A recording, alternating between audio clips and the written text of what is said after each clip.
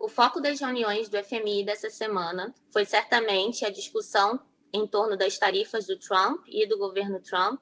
O que a gente vai ver aí para frente em relação a isso, se tem acordos ou não, como essas tarifas influenciam na estrutura, né, global, nas cadeias globais. Eu vim trazer um pouquinho aqui para vocês um resumo do que a gente viu de principal aí dentro dessas discussões. E eu acho que é consenso que a gente está entrando numa recessão aqui nos Estados Unidos. Isso vale para todo mundo. Acho que ninguém comentou sobre um caminho não recessivo, a não ser o próprio FMI. Então, acho que está muito claro que em algum momento a gente vai começar a ver nos dados essa dor, né? Essa coisa da gente ver uma atividade caindo mesmo, demissões à frente. E aí, essa questão da demissão, ela traz o ponto do quando o Fed vai precisar começar a reagir a essa recessão, dado que a gente vai entrar num caminho que primeiramente é inflacionário via tarifas. Então, o Fed se encontra nessa decisão difícil, isso foi o foco por aqui nos primeiros dias, o que o Fed vai fazer e quando ele vai fazer. A ideia é que, como a gente tem um viés de uma recessão ainda mais grave do que o esperado agora, é que o Fed poderia ter que ser mais dove, ou seja, cortar ainda mais os juros do que o que a gente teria como cenário base.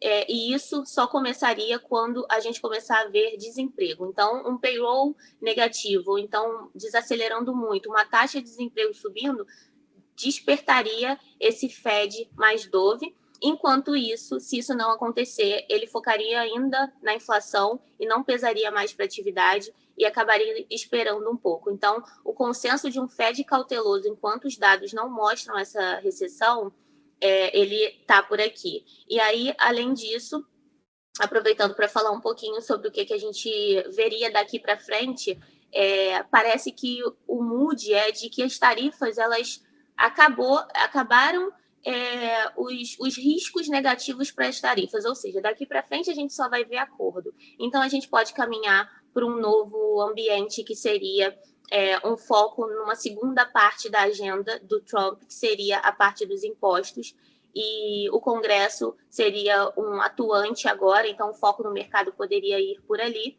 e a gente veria ali o que o Congresso consegue fazer. Nesse ambiente recessivo, é difícil a gente acreditar que o Congresso vai conseguir fazer medidas impopulares, ou seja, aumento de impostos, cortes de gastos. A gente deve ver uma pressão fiscal por conta de uma recessão. Então, o cenário base que a gente já tinha, que era de uma piora fiscal, ele se torna ainda pior. Então, agora a gente vai ver um fiscal dos Estados Unidos ainda mostrando um déficit maior e uma dívida ainda mais insustentável.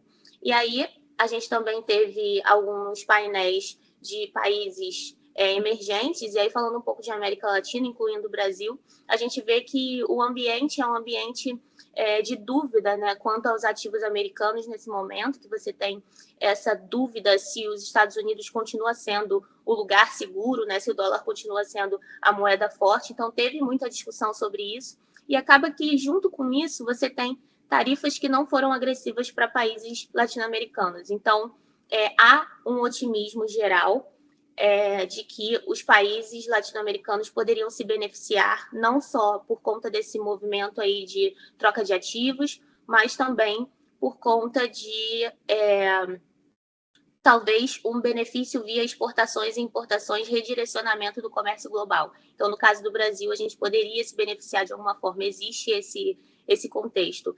Saindo um pouquinho do que a gente viu nas reuniões, para a gente acha já que o Brasil acabaria entrando nesse cenário recessivo de uma forma meio colateral, então acaba sendo negativo também, desinflacionário e tudo mais. Se a gente realmente entrar numa recessão, os países emergentes acabam sendo muito prejudicados. Mas existiu aqui nas reuniões um otimismo maior com esses mercados, já que os Estados Unidos estão sendo vistos agora não ainda como uma economia excepcional, como foi vista nos últimos anos.